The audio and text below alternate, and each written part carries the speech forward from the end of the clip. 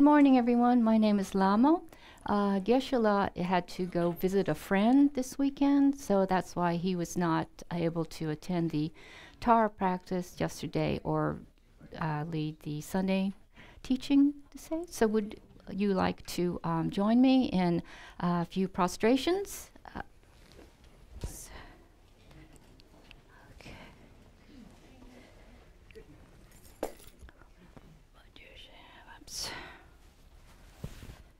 Take this off.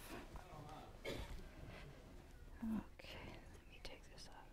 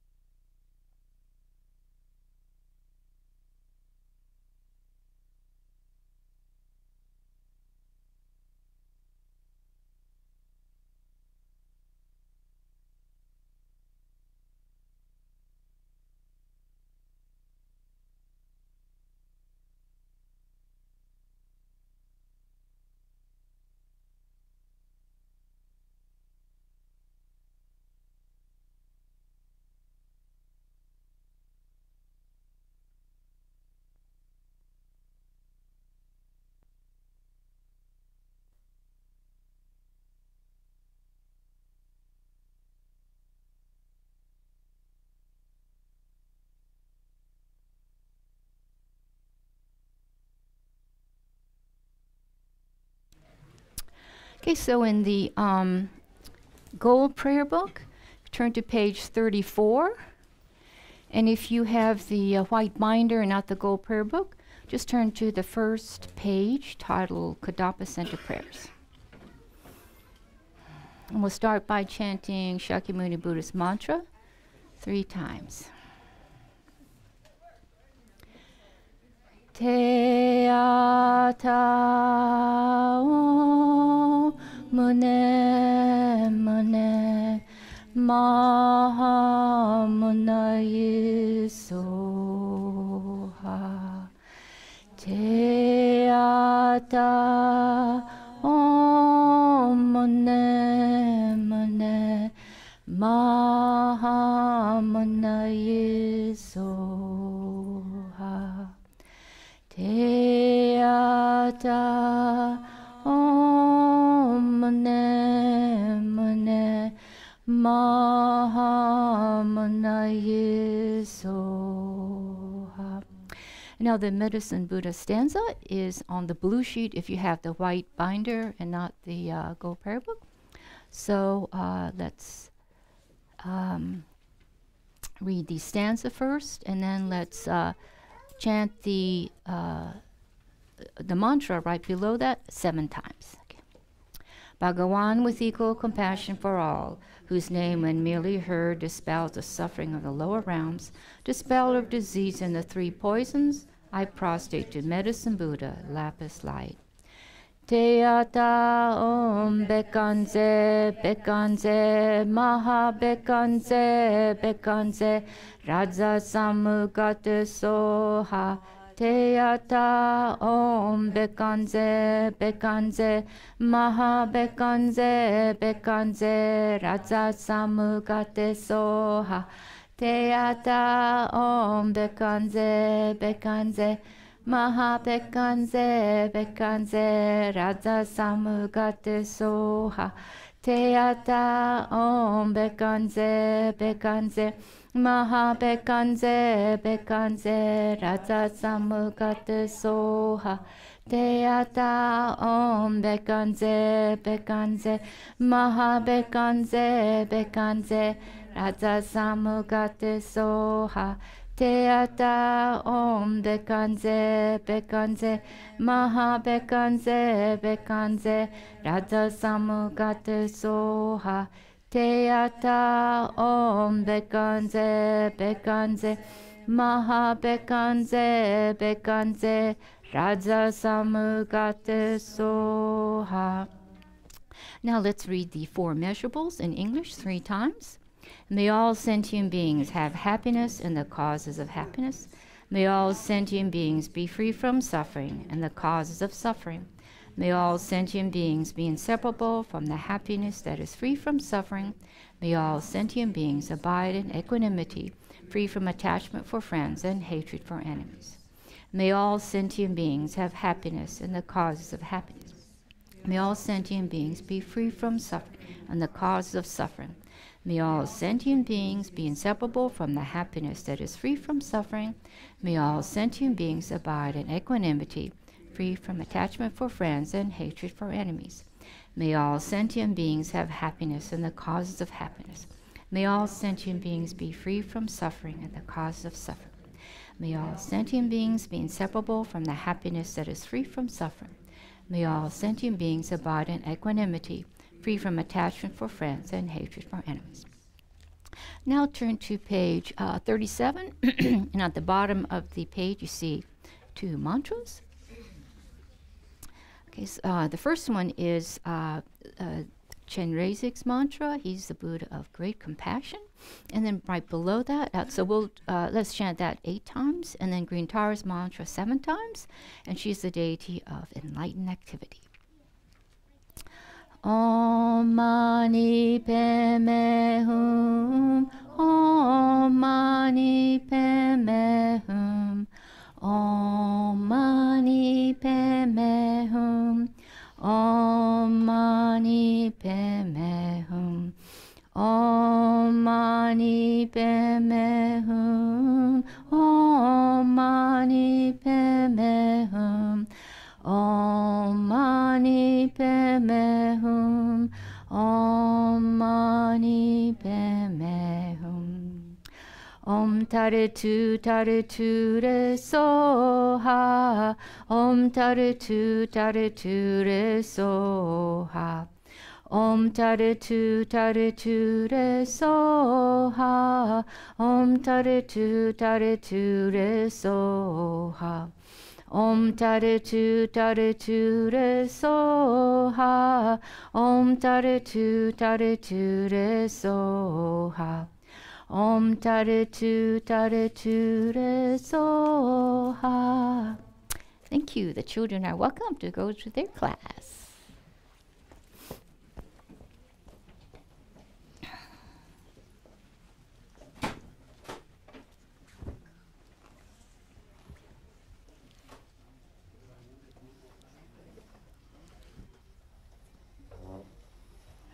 Okay, so before we get started, would you take a moment to introduce yourself to one of your closest neighbors that you're sitting next to?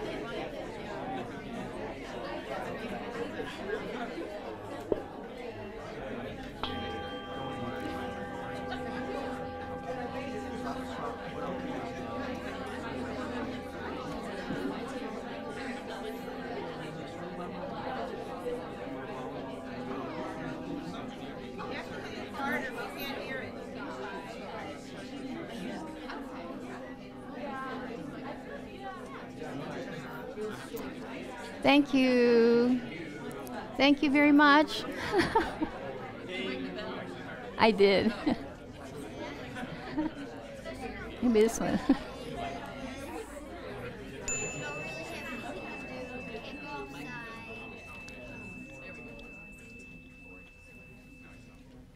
Thank you. Okay, so let's begin with the short meditation practice, just to sort of settle ourselves from all the introductions. Okay, so we'll just do a short one.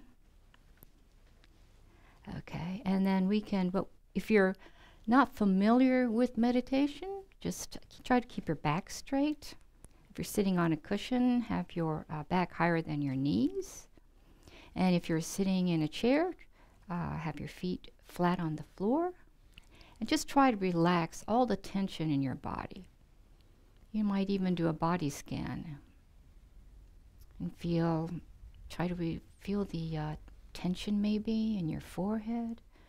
Relax it. Your cheeks, your jaw, your shoulders, your arms, your legs, your torso. Just try to relax. And focus on your breath. Going in and out.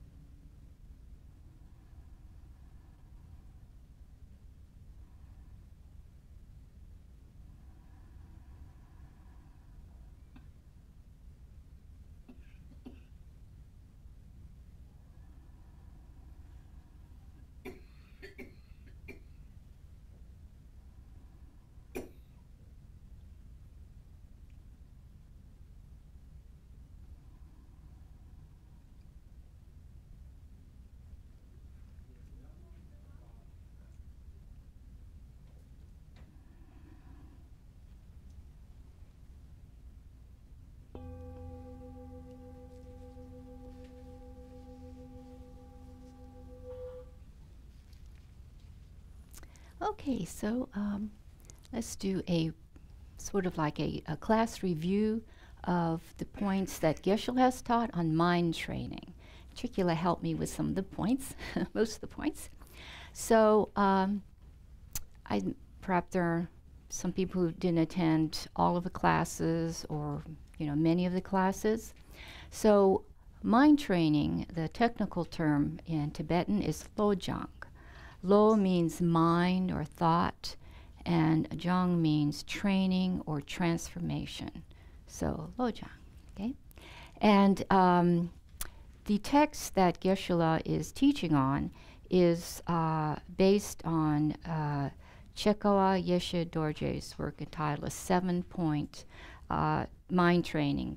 And let's see, I think this book was recommended, Achieving Bodhicitta. This is a book that is sold in the bookstore, and people can be following that, this text also. So Geshe Chekawa heard about this 8 mind training, 8 verses of mind training transformation by Geshe Langri Tangpa. And he was so, intrigued by this teaching that he looked for him, and then unfortunately he had already passed away. So he got the teaching on mind training from his student, his disciple, Geshe Chekawa. And Geshe Chekawa received the teaching, let's see, on mind training. I'm sorry, it's from Geshe Langri Tangpa. So Geshe Langri Tangpa got the teaching from Potowa, Geshe Potowa. And Potowa was a student of Dromtönpa.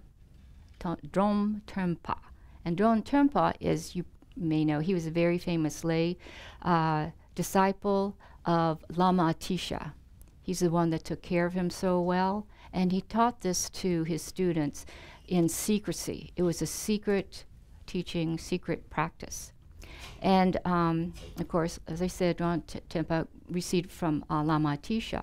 And Lama Atisha got this teaching from Lama Serlingpa when he traveled all the way from India to Indonesia on a ship. It took a long time, and he stayed there for several years, and he believed that Lama Serlingpa was his great one of his root gurus. I guess his main teacher, even though his view of emptiness was on a lower school. And Lama Serlingpa received the teaching from Shantideva, and Shantideva received it from Manjushri, and Manjushri received it from Shakyamuni Buddha. So the teaching goes all the way to Shakyamuni Buddha, and this the 7-Point mind training teaching. Okay, so what is mind? What do you think mind is? What is mind? Oh, and please don't answer any of the questions or contribute unless you are speaking through the microphone. I'm going to pretend that I didn't hear it unless I hear it from the microphone, okay? First of all, because I don't hear very well, so it's actually true. And also, people are streaming, and they want to be part of the, classroom environment discussion, okay? Okay, so in Sanskrit, mind is chitta, and in Tibetan it's sem. So it's synonymous with the word consciousness or sentience, according to the Lama Yeshe Wisdom Archive. So it's that which is clear and knowing. It's a formless entity that has the ability to perceive objects. It's an illuminating intelligence. So that's what we have. That's what actually is our mind. And okay, so this is the first discussion. And what I want you to do is, since you like to, converse, let's break into small groups. And it's better to have small groups so each person has a chance to say something. Make sure every one of the person in the group has a chance to say something, or at least ask a question, okay? And so the first discussion question is, what does it mean to train one's mind? Why is it important, okay? And then I'm going to try to get your attention. So if you can't hear the bell, I'll just speak in the microphone, okay? All right, so please sort of congregate again. And what does it mean to train one's mind? Why is this important?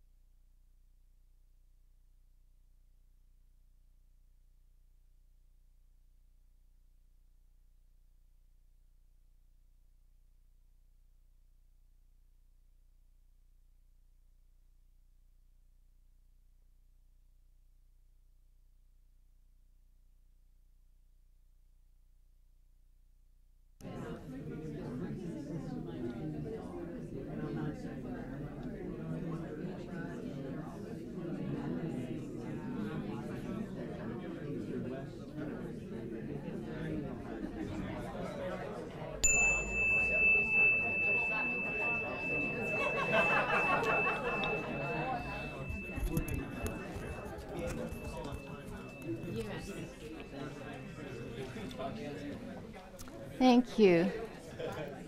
We're going to have a few more discussion questions, so you'll have a chance to talk some more.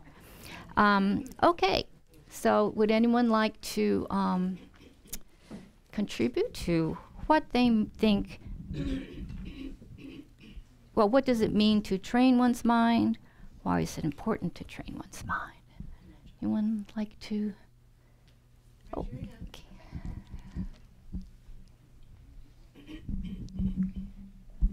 Thank you. Actually, this is going to be different from what I told the group. But I just remembered something very interesting, interesting analogy. Why is it important? I mean, how do we start training our mind? First of all, by feeding the right wolf. I'm sure you know what I mean. And second, why is that important? So we can have peace.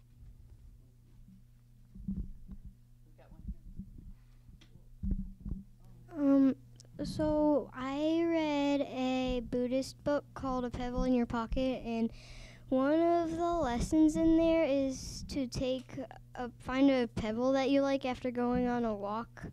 Or you don't always have to find it by going on a walk, but just to find something you like and to talk to Buddha and say that, like, basically whenever you get angry, you'll hold it and focus on your breathing to, like, help calm you down, and it really works. It helps you find that peace and take your mind off of what's making you angry.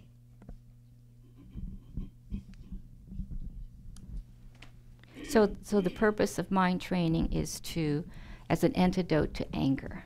Okay, great. Anyone else?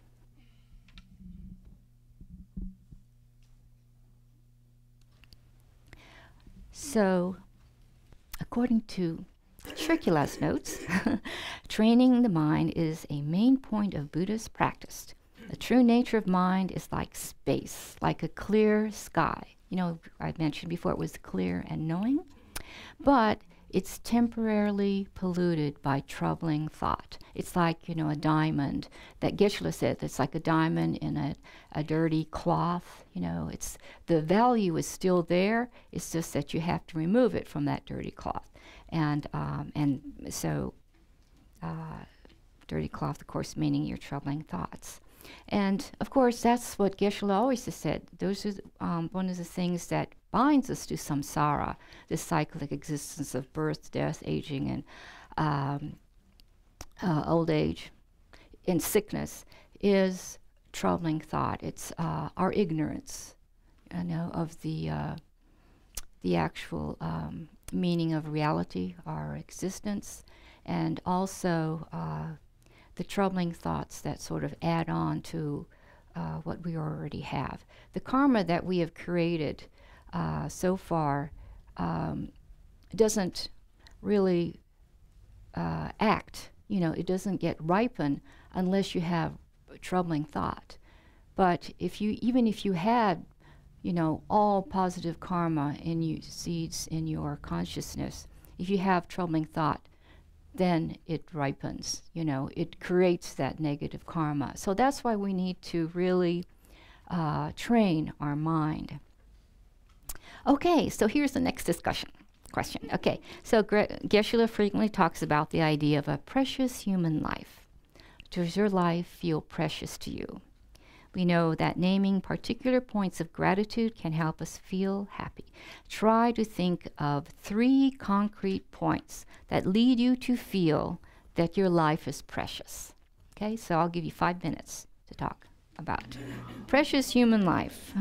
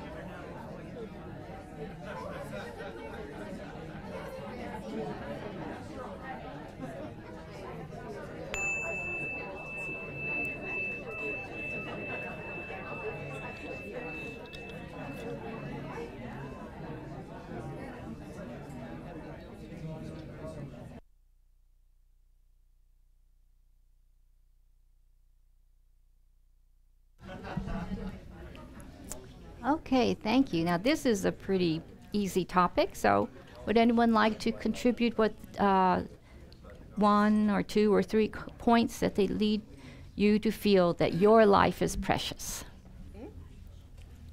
No, I'm just waiting. Anyone? Waiting for a hand. Here we go.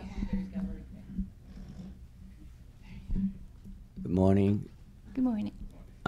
Basically just to help other beings. If we can help someone else's life be a little bit better, that makes my life precious, because I make someone else's life better, and to be able to learn the Dharma to benefit all beings. Thank you. There you go.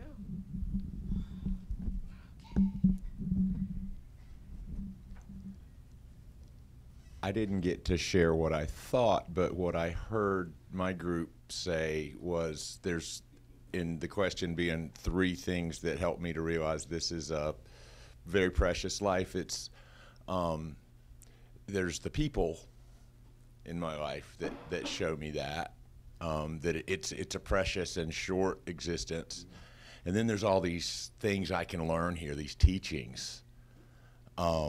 Those things make this, if I pay attention for myself, if I pay attention to those things I'm seeing in books or what I hear people saying, it's special. And there's another thing, and then there's the experience that I get when I get to match those two things, is something that when I pay attention to that from that place of a calm mind, it's like, this is a pretty good deal. That's what I heard my group say anyway. What about what you think? That's what I think too. So, Are you going to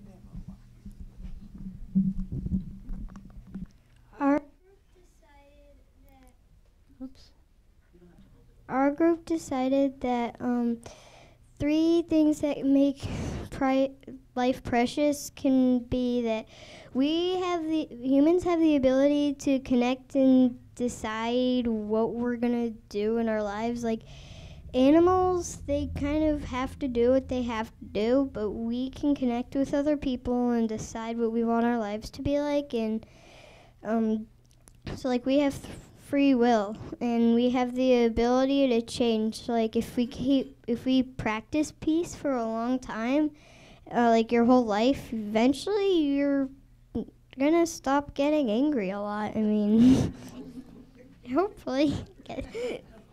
that's wonderful. We have very highly realized practitioners. Do we have something that's a little lower level, something basic, some basic things? Really basic, everyday things that make our life precious? Like what about people who've never met the Dharma? You know, why would they think life is precious? Yes. Unfathomable. Oh, here we go.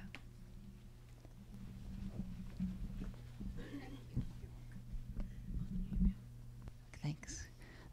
Some of the things that we talked about were the preciousness of family and of connection to others.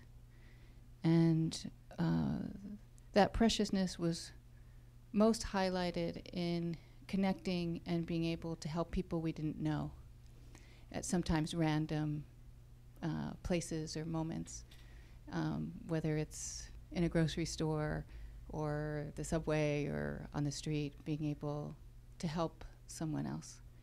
And all of that is within the context of knowing that we're going to die. And that is just the truth for everyone.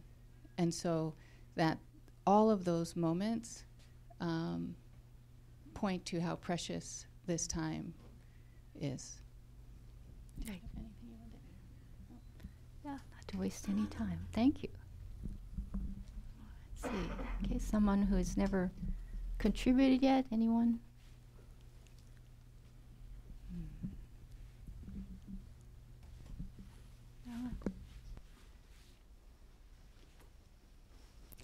So pretty much everyone believes this is a pretty precious human life, precious life, right? Everyone agrees with that? Pretty much? Very good. Yeah, because we were thinking of something very basic too. Yes. Okay, so we'll just move on. How to practice bodhicitta. So bodhicitta, in case you're not familiar with some of the teachings, it's the altruistic intention to reach enlightenment for the sole purpose of enlightening all sentient beings. So what it is, it's a determination that I myself will do it. You know, you take the responsibility, you take on this task. So I think that when you hear about bodhicitta, you feel like it's just way out there, you know, out of reach, because it's really, it's a mind that automatically thinks this without, you know, considering, you know, would I be able to do this, or whether it's a good idea to do this because I might have to sacrifice, you know, time, money, energy, whatever.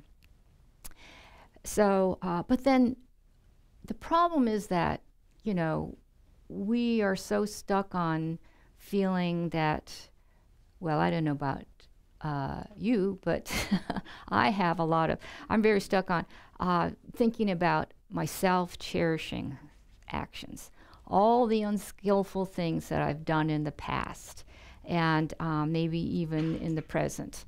So I think it's important to sort of move away from that and think about this this potential of how we can benefit others, you know, with the connection. You said that we have this ability to connect. And okay, so this is the third discussion topic. It's about the way we cherish others. You know, I think this is mentioned. With regard to our own interests and comfort, what are some of the ways we do this, how we cherish others in our daily life? Okay, so let's try that for about, was 5 minutes too short? Kurt didn't have a chance to speak. Five was good? Okay, all right, so about 11:21. Repeat the question. The way we cherish others, what are some of the ways we cherish others in our daily life? Okay.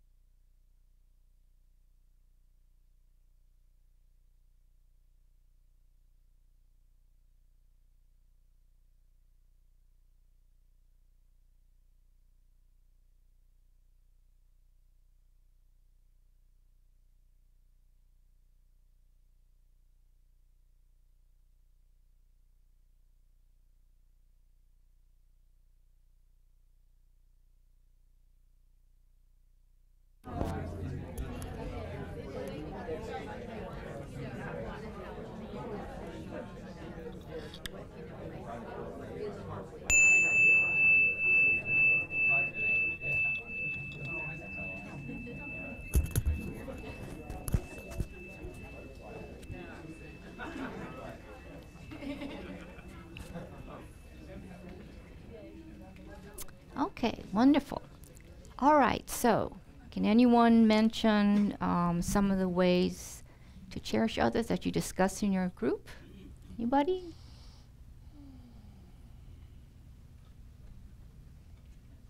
Okay. All right, I'll report for our group. We went to specifics, and how we cherish others is some of the examples were recognizing a gift that a loved one had given one of our team, and texting that gift in use every day with a heart, to just keeping in touch with family and physical affections, whether it's hugging or, that type of thing. And lastly, just recognizing the person's individual humanity, their name or the background, just connecting on a human level. So those are from our group. Wonderful. As a connection seems to keep coming up. We said something about we said many things, but one of the things was giving a person space to be who they are and how they feel at that moment. Not force yourself on them. Right, I think or your thoughts. That's a sign of love, to give space. Yeah. We had a couple of different ideas about one thought was maybe a parent would let the child not go to school tomorrow. And another thought of cherishing is that the parent saying, no, you are going to school tomorrow.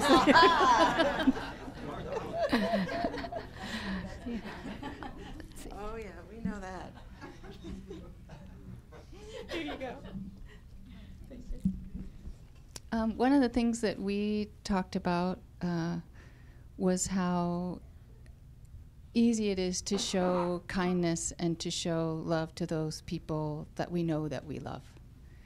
And even within that situation, to be mindful that, sometimes you can do very simple things like making lunch for your child going to school feels like an act of love.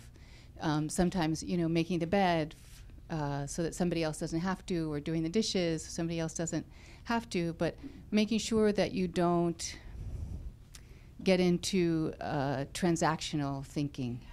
That, oh, well, I did the dishes, so why don't you take out the garbage? Like, why I did this, so you need to do that. And making sure that you have the mindfulness to do these things without expecting something in return. And we also talked about, again, how easy it is to do something kind when it's somebody you love, but what do you do when you're, say, at work and you've got that kind of grumpy person and you have maybe a gravelly kind of relationship with one another? And what do you do in that situation? And we talked about being mindful enough to realize that if that person is that gravelly and that grumpy, that they have something inside of them that's bothering them, that they would enact it out on you. And to use your imagination and to use your empathy and just simply say good morning, or how was your day, or how was your weekend? And again, it's connection and really finding connection not only within your circle of people that you love, but connection with people who, may be more challenging. So I think all these actions of cherishing others is a very, not far from being the bodhisattva ideal. Oh, Dwight, I'm sorry I called you Kurt. I'm sorry. And anyway, one might think that cherishing others and being the bodhisattva might feel so far from one another or each other, but I think that it's really, the ideal is very, very close. It's just like a whisper away, because what you're doing is, I think, Geshe Chekawa talks about the 3 objects. So the 3 objects is, you know, someone you love, a stranger, or an enemy. And so we already talked about someone who's sort of like an enemy. You know, he's not trying to kill you or anything, but is a person that you're having difficulty at work. And then, of course, there's the stranger that we really don't care, you know, about. Really, you don't have very much feeling. That there could be someone just walking by, you know, walking their dog, or just someone you see in the periphery. It doesn't really count that much, you know. So we have to bring that attitude of cherishing the people around you that you're connecting with those other 2 objects, which are the stranger and the enemy. So then you think about, oh, maybe the Bodhisattva is that, you know, that fireman who goes out into the frozen lake and rescues the person who was trying to rescue his dog but got stuck in the lake, you know, and they're both freezing. You know, maybe the Bodhisattva is the one who, you know, donates his one of the 2 kidneys that they have for a stranger. You know, maybe that's the Bodhisattva. And, you know, we really look up to people like this. It's very dramatic, you know, like people being out on the beach and rescuing dolphins and beached whales and even beach sharks. And then you have people who rescue dogs and cats at the animal shelter, you know, just amazing people. So, and then, but I think what it is it's, of course, those are wonderful ideals, wonderful things, you know, to do. But then what do you think about the Bodhisattva who spends years and years and years of training to become a, you know, like a licensed nurse or medical doctor, you know, going into debt because, you know, all the tuition fees, you know, spending all those hours and hours and hours of study, and, you know, also, I don't know, I heard that they're when they actually practice, that they'll go, like, they have shifts that are really, really long, super long, you know, I don't know how long, maybe at least 24 hours, and just amazing, you know, the social workers, the firemen, the teachers, you know, all of them doing this exceptional work, cherishing others, thinking, it's me, I'm going to do this, you know. Maybe the, like, for example, at one time, I took care of my grandmother who was dying, and I really wanted to join the nurses, the college program, the nursing program, because, you know, I couldn't do anything. All I could do was make her this great big old rice ball that looks like a baby's head, you know, and give it to her. And I didn't know how to help her. You know, if I were able to help her, maybe she would have lived longer. So I wanted to do that, but unfortunately we didn't have enough income to go to that training. But I think all of these are just, you know, this is me. I'm the one that wanted to do this. You know, I'm not going to depend on others. So, okay, so we know, I know that all of you have this tremendous goodness, but there are some people who don't believe that they are that wonderful. They don't believe that they can contribute anything meaningful to others, people's lives, and there could be some people here. So what I want you to do to point this out is, I want you to raise your hand if in the past year you let anyone go first in line anywhere, at a grocery store, at the DMV, anything, okay, yielded your car to let another one in while you were driving, did someone a favor, you know, you made a donation, any kind of donation, money, blood, whatever, any kind of donation. You see, so we have these wonderful either Bodhisattva Buddhists or them in training. Yeah. Okay. So, yeah, I just wanted to point that out. And also, of course, that we all know this, that we cannot survive without the kindness of strangers. We couldn't survive even 1 hour without another person. For example, okay, say you were firstborn, you were born, and then you were left on a deserted island. How long could you survive? Okay, and even if you were an adult and you had nothing with you except your clothes, how are you going to survive on a deserted island? You got to look for, food, water, food, mostly water, and then shelter. It's amazing. What do? You can't sew, no needles, no thread, no shoes, nothing, And then also, you could think about the farmer who grows our food, the construction worker who builds our roads, our homes, this building, the electricity, the gas, the company that cleans the water so we can drink it from the faucet. I learned that from visiting India.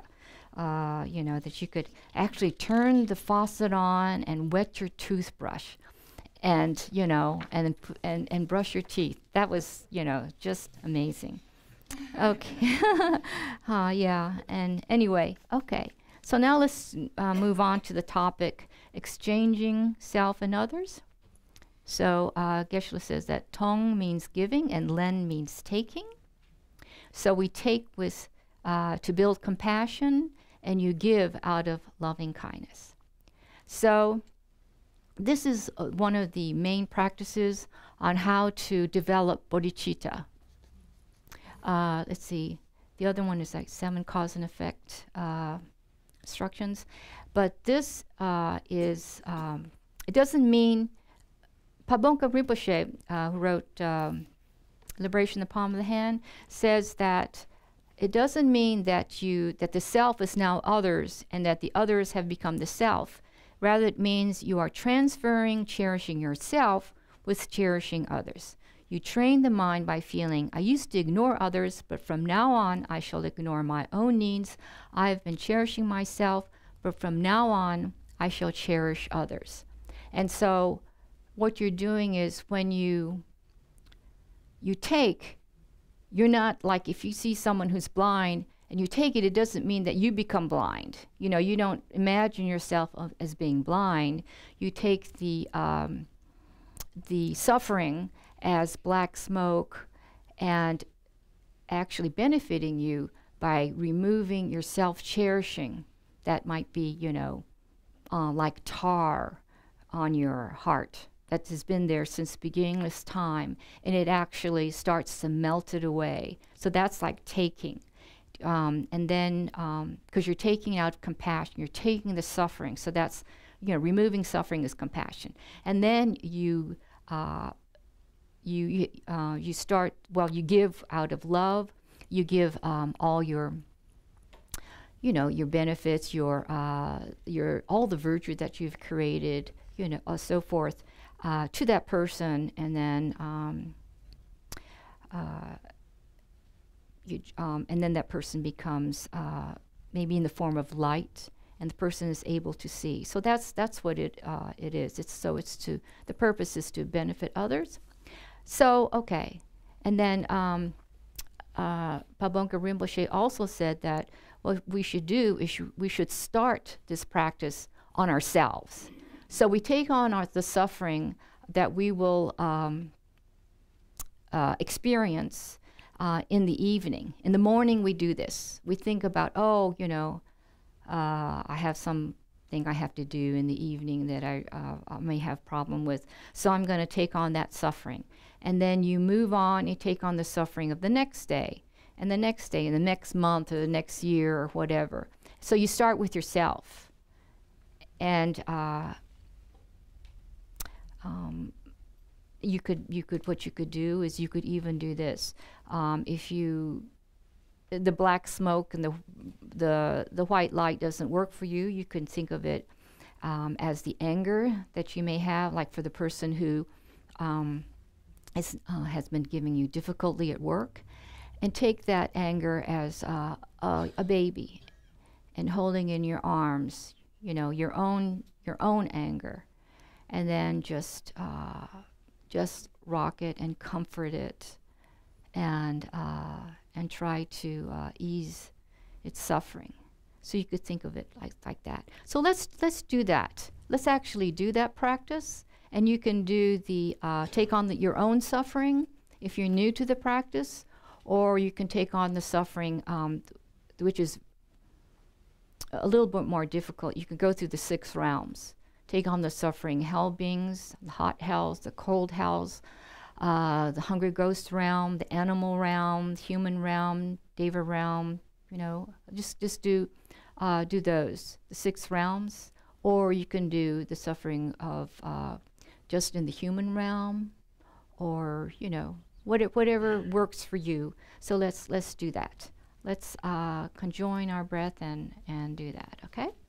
So I'll sound the bell once to begin and once to end.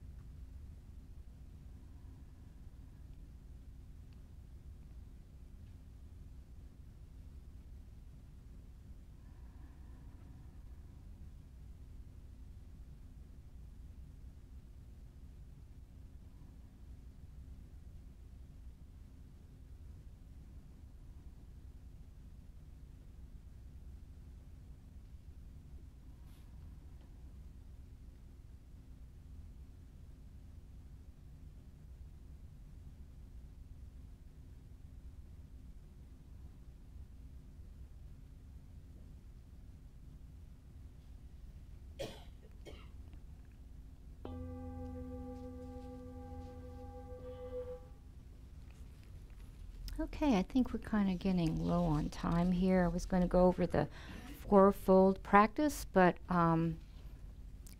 which is, well, the first two, accumulating merit and purification and negative karma. But I think we want to do the praises to the 21 Taras, right? And this is to remove obstacles to the Light of the Path retreat, one that's led by Lama Zopa Rinpoche. So I thought, let's see if we could do that. That would be just amazing. Okay, so if you take the, it's in the gold book, it's on page 191, and if you have the white binder, it's on the page that's colored green.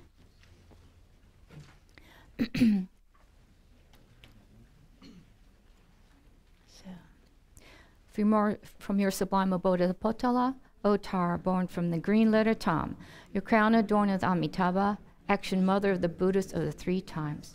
Tara, please come with your attendants. The gods and demigods bow to your lotus feet, O Tara.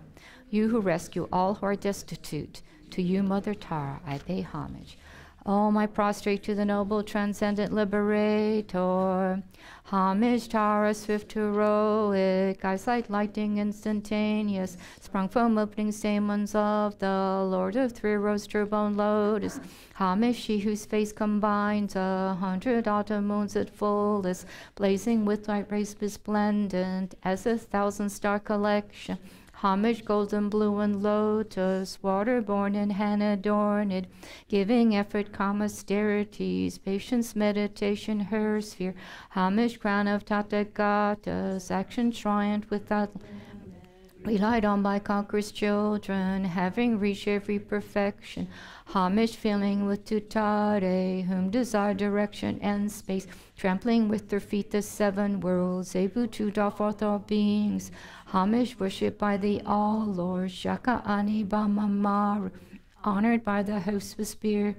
Corpses, Gandavas, Yak, homage with their and pesa, destroying foes' magic diagrams, her free pressing left out right, blazing in a raging fireplace. Homage to the very dreadful destroyer of Mara's champions, she with frowning lotus visage, who was slayer of all enemies. Homage at the heart, her fingers adorn her with 3 jewel mood. Fiery masses all excited, all directions fields adorn her. Homage, she so joyous, radiant, crowning, emitting garlands of mirthful laughing with tutare, subjugating Mara's devas. Homage, she able to summon all earth guardians assembly, shaking, frowning with their home sign, saving from every misfortune. Homage, crown adorned with crescent, moon on ornaments must shine. Amitabha in her hair knot, sending out blush light eternal. Homage, she mistreats the blaze like eon-deading, fire abiding. Rise of flippant joy surround you, troops of enemies destroying. Homage, she who strikes the ground with her palm and with hoofed beats it, scowling with the letter whom the 7 levels she does conquer. Homage, happy, virtuous, peaceful, she whose fielders peace nirvana, she endowed with Om and Soha, destroyer of the great evil. Homage, she with joy surround, tearing foes' bodies asunder, feasts on the knowledge mantra, arrangement of the 10 letters. Homage to the with seed lead of the shape of syllable, whom by foot sampling shakes with 3 rows, Meru, Mandara, and Vindhya. Homage, holding in her hand the Hermic moon of Devalek form, with spice spoken Tara and Pe, totally dispelling poison. Homage, she whom gods and their kings and the Kinnaras do honor, armored in our joyful splendor, she dispels dreams and conflict. Homage, she who's twice bright radiance of sun and full moon, with Svaisara and Tutare, she dispels severe contagion. Homage, full of liberate, empowered by the set of 3 natures, just also spirits, yakshas, and race corporate supreme Ture. These praises with the mantras and prostrations thus are 21. Let's turn to page 190, and we'll read the prayer of the benefits.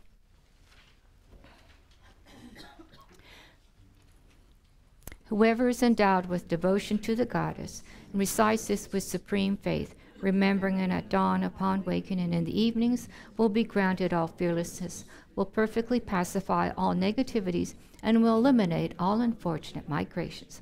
The multitudes of conquerors will quickly grant initiation.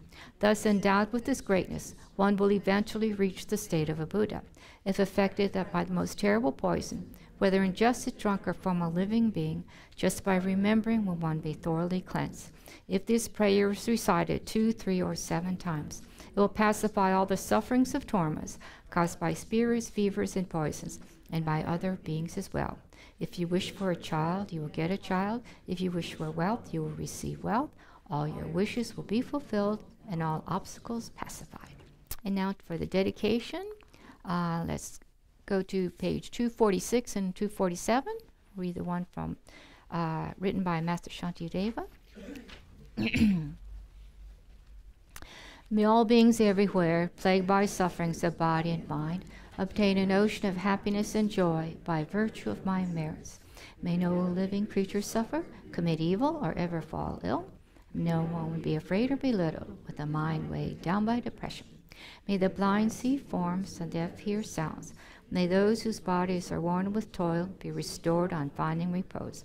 May the naked find clothing, the hungry find food. May the thirsty find water and delicious drinks. May the poor find wealth, those weak with sorrow find joy. May the forlorn find hope, constant happiness and prosperity. May there be timely rains and bountiful harvests. May all medicines be effective and wholesome prayers bear fruit. Who are sick and ill, quickly be freed from their ailments. Whatever diseases that are in the world, may they never occur again. May the frightened cease to be afraid. May those bound be freed. May the powerless find power, and may people think of benefiting each other.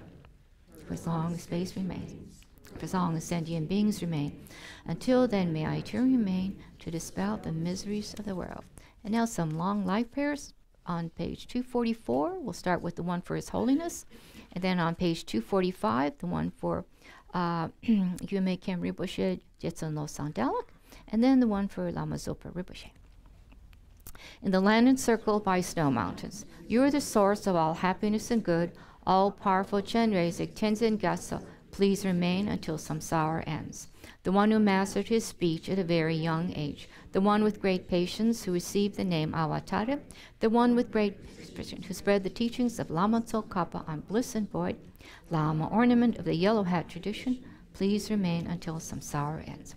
You uphold the subduer's moral way, who serve as a bountiful bearer of all, sustaining, preserving, and spreading Manjunath's victorious doctrine, who massively accomplished magnificent prayers, honoring the 3 jewels, Savior of myself and others, your disciples. Please, please live.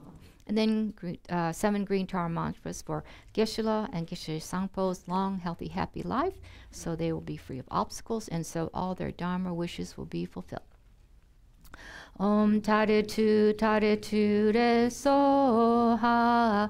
Om Tare Tu Re So Ha. Om Tare Tu Re So Ha. Om Tare Tu Re So Ha.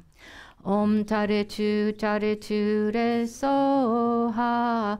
Om Tare Tu Re So Ha. Om Tare Tu Re So Ha.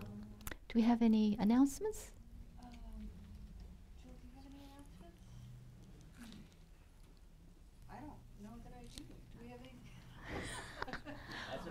Yeah. Wow. Okay, everyone go. Well, thank you. Thank you, everyone. Thank you.